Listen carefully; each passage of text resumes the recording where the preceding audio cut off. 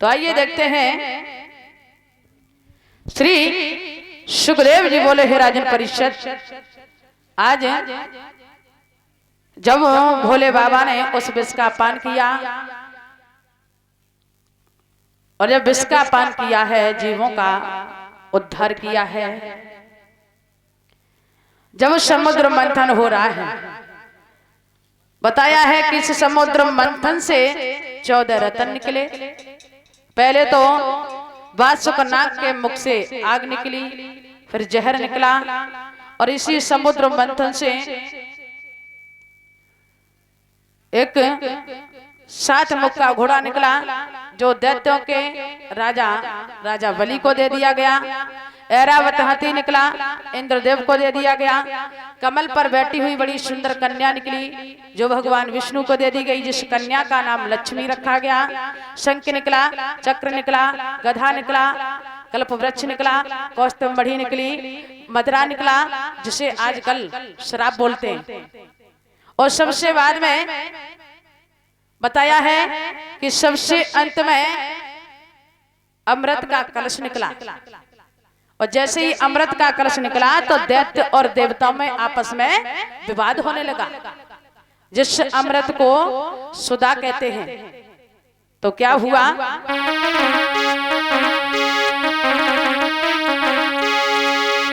अरे जैसे अमृत की भई बारी, झंझट पड़ो बहुत सोना।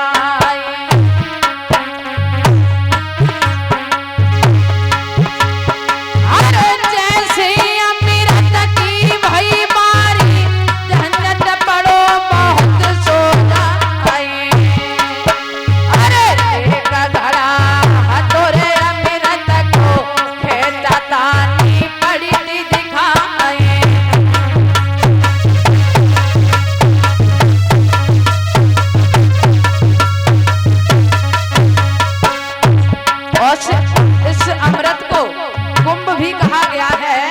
देखा, अरे कबहू कुंभ देवता ले, कबहू राक्षस ले दक्षिणा। अरे लड़त भिड़त आगे को पहुंचे, इलाहाबाद में पहुंचे जाए।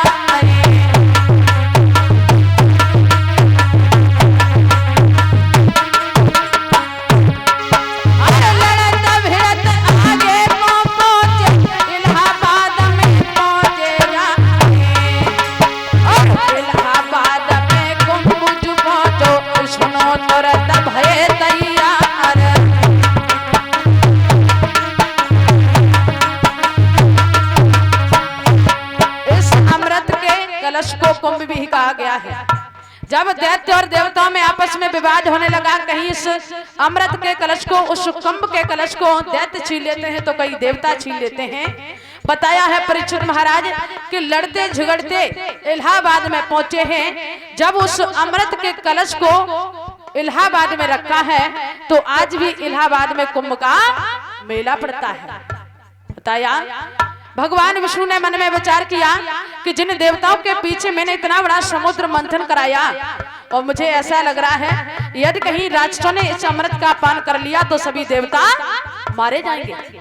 उसी समय भगवान विष्णु ने मन में विचार किया कि अब हमें कोई उपाय करना चाहिए। तो क्या हुआ,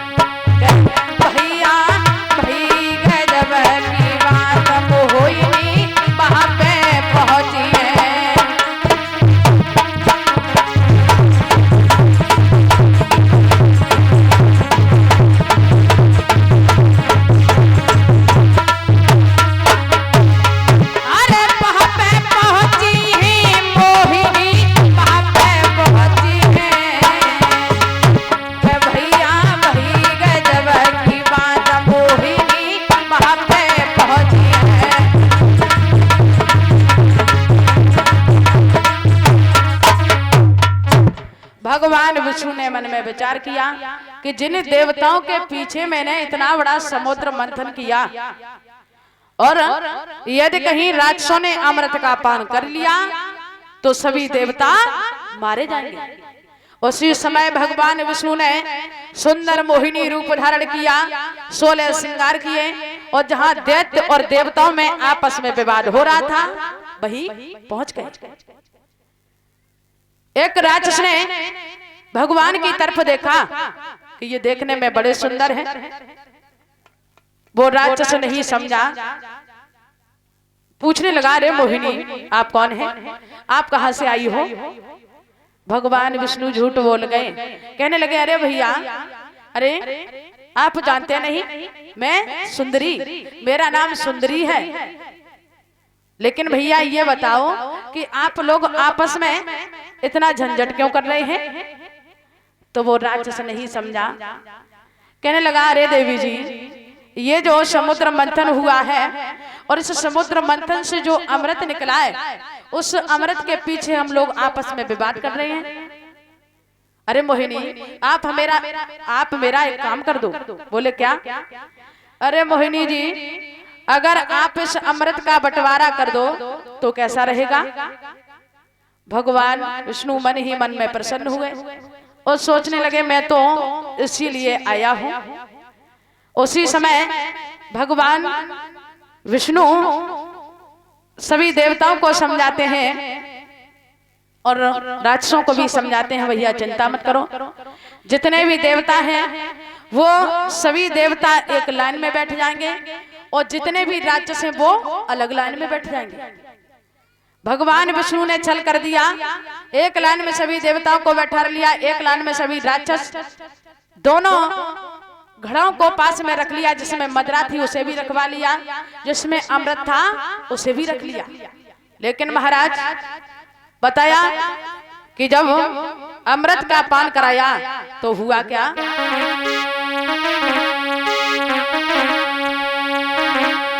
अरे बने मोहिनी नाथ और आज देवन के ढिंगाए,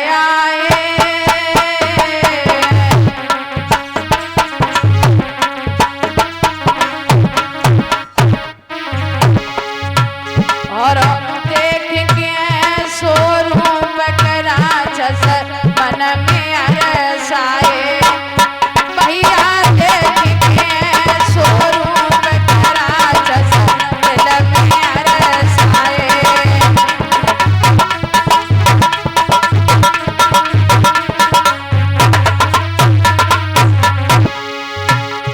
भगवान विष्णु बोले,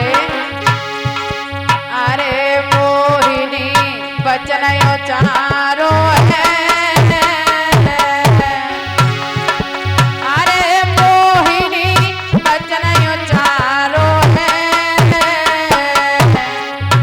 तुम मत आपस में लड़ो करें अब हम बंटवारो है। भैया मत आपस में लड़ो करें अब हम बंटवारो है।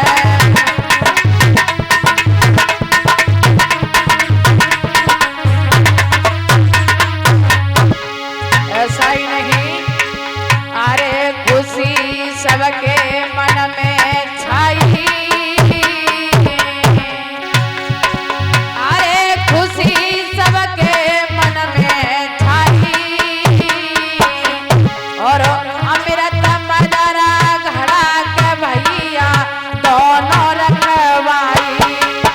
अरे अमृत मदरा घड़ा के भैया दोनों रखवाई।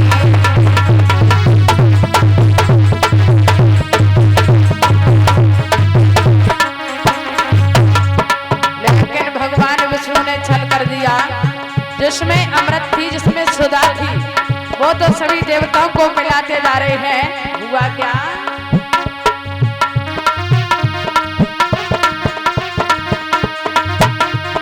अरे सुधा देवन कुंवारी दिया, अरे सुधा देवन कुंवारी दिया, और मदरा दही पिलाई नशा में दैत्य को करी दियो।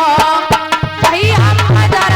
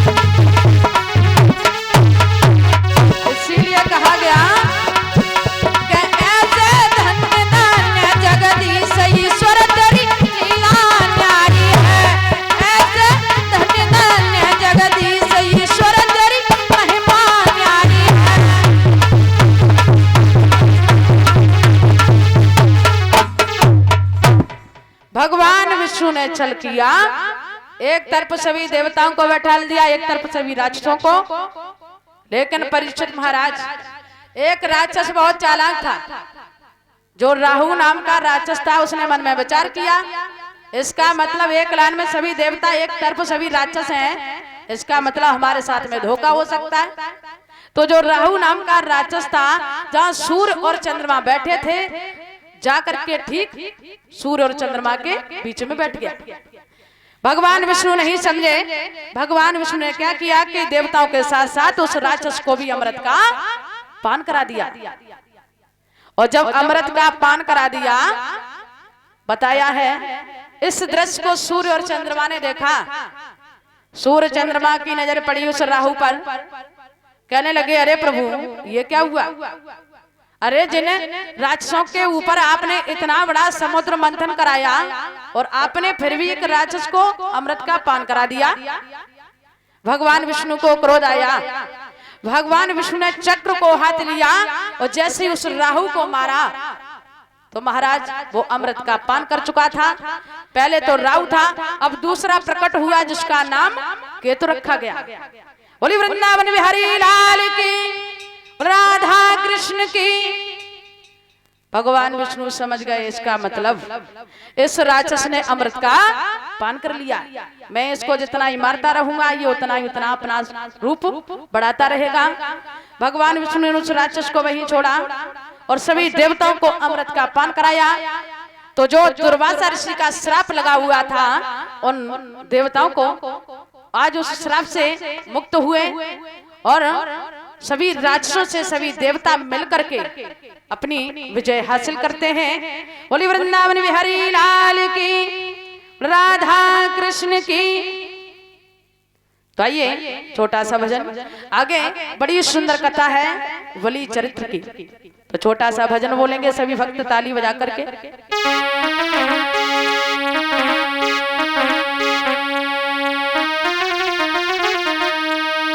कि वसोनाए मेरी बहने और बछलिया की बंसी छिनाई लेती। वसोनाए मेरी बहन बछिया की बंसी छिनाई लेती।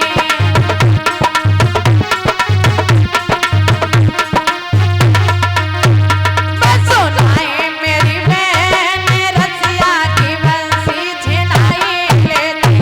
वसोनाए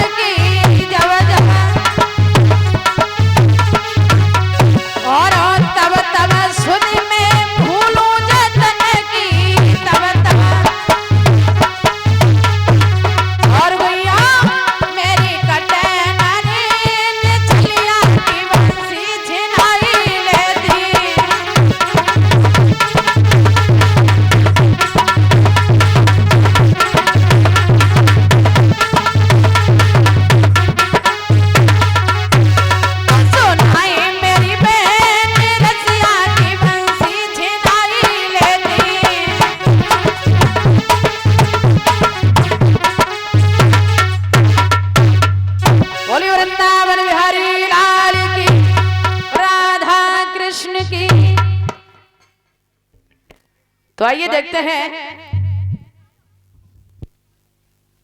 श्री सुखदेव जी बोले, हे राजन परीक्षित,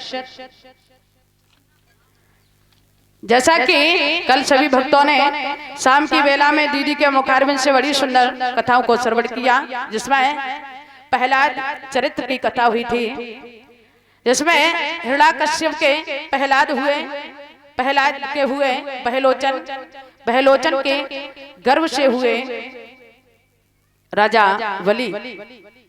और एक बार ये राजा बलि नर्मदा नदी के किनारे मारा गया।